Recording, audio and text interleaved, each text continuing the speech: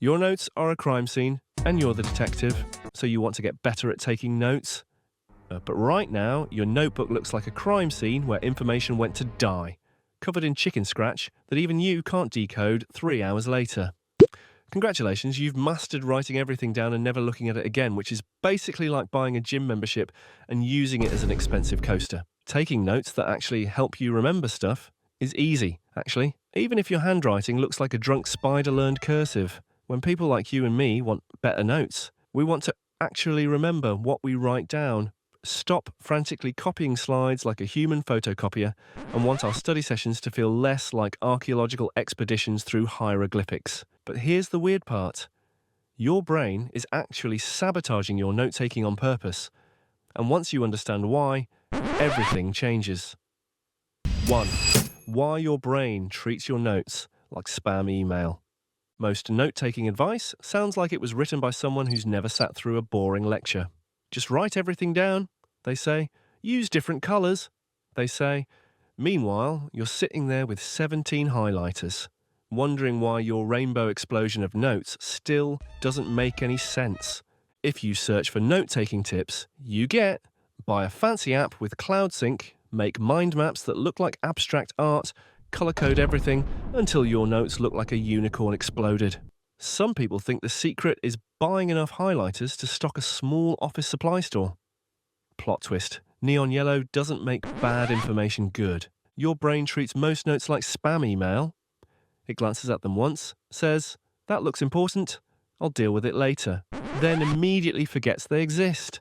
This happens because most people take notes like stenographers at a trial, trying to capture every word instead of understanding what any of it means.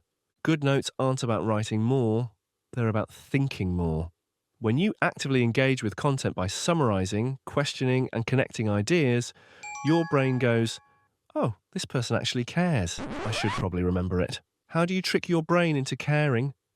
Scientists have figured out exactly which methods make your neurons sit up and pay attention. 2. The secret methods that make your brain actually care. The Cornell Method sounds like it was invented by people who wear tweed jackets and have strong opinions about fountain pens, but it's basically drawing lines on your paper like creating a tic-tac-toe board for your thoughts.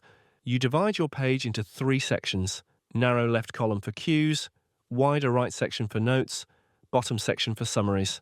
During the lecture, write your main notes in the big section. Afterward, write questions in the left column. Then summarize everything at the bottom. When you force yourself to think about what you wrote, instead of hoping it magically sticks, your brain actually remembers it. Next is the outline method. You organize information hierarchically with main topics, subtopics, and supporting details. It's like creating a family tree for your ideas, where everything has its proper place instead of being that one relative nobody talks about at reunions. Then there are mind maps, which look like your thoughts had a baby with a tree and decided to throw a party. These visual representations connect related concepts with branches and nodes. Your brain loves visual connections more than linear lists because it's not designed to process information like a boring old computer from 1985. Creating these visual representations forces you to think about how ideas connect, which is exactly what your brain needs for lasting memories. It's like building a mental filing system instead of shoving everything into that junk drawer labeled miscellaneous stuff I'll deal with later. If your brain is making sense of why your old notes were trash, smash that like button. Drop your worst note-taking disaster story. Best one gets honorary detective status. And now there's one method that's so effective it's almost like cheating. 3. The cheating method that actually makes you smarter. The biggest game changer, generative note-taking. This sounds fancy, but it basically means instead of being that stenographer at the trial of your education, you actually engage with information by paraphrasing, summarizing, making inferences, and asking questions. Students who use generative strategies significantly outperform those who just transcribe information because they're actually thinking instead of treating their hand like a mindless copying machine. When you paraphrase something, you're forcing your brain to understand it well enough to explain it differently. When you summarize, you're identifying what actually matters. When you make inferences, you're connecting new information to what you already know. It's like being a detective, gathering clues and solving the mystery of what this information actually means. Quality beats quantity every time. Students who write fewer but more meaningful notes consistently perform better than those who try to capture everything like they're documenting their vacation for Instagram. Your professor talks faster than an auctioneer on espresso, but sure, just write everything down on your laptop. Here's what nobody tells you. Typing notes can actually hurt your learning. Writing by hand is slower, forcing you to be more selective and thoughtful. When you type, you can mindlessly transcribe everything, tricking your brain into thinking it's learning when it's actually just expensive data entry. Nothing says I'm organised like having 47 different note-taking apps and still writing important reminders on your hand. But here's the thing that changes everything about studying. 4. The plot twist that changes everything about studying. Instead of just rereading your notes like you're hoping information will magically absorb through your eyeballs, convert them into questions and quiz yourself. This is retrieval practice, one of the most effective learning strategies because it forces your brain to actively recall information. It's the difference between singing along to a song and performing it from memory at karaoke without embarrassing yourself. Space out your review sessions instead of cramming everything at once like you're trying to download the entire internet into your brain. Spaced repetition takes advantage of how your brain naturally forgets and remembers information. It's like watering a plant regularly instead of drowning it once. Here's the Feynman method. Explain concepts from your notes as if you're teaching a 5-year-old who asks why about everything. If you can't explain something simply without fancy jargon that sounds like you swallowed a textbook, you don't understand it well enough. Create connections between different topics and classes. Instead of treating each subject as a separate island where information goes to die alone, link concepts across disciplines. It's like building bridges, so information can flow freely instead of being trapped like that crime scene notebook we started with. Now, for the final secrets.